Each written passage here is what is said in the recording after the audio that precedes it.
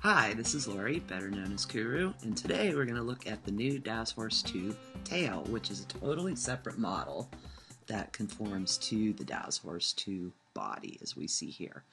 So we're going to go ahead and we'll select our Daz Horse 2.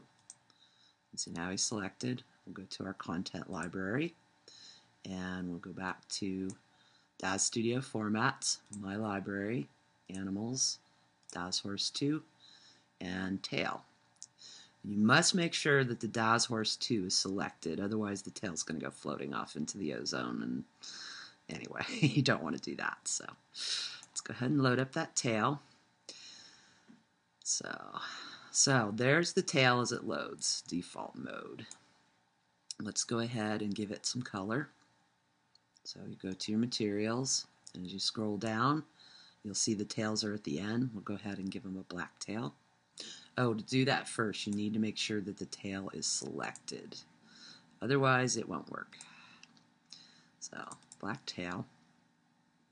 Pretty boring. So, let's go look at how we shape this and give it some personality. So, over here in our shaping, you're going to do a lot over here in the shaping. So, you'll see the tail is selected. One of the first things I'm going to do is going to give it some spread. I like a little bit more of a regular end, just so it gives a little more personality. You can flare the top, flare the end. You can spread right and left, spread the top. All kinds of stuff. You can make it longer. I haven't played with shorter yet, but again, to do that, you would go to your parameter settings and turn off limits. So let's just see what happens. Yeah, not too bad.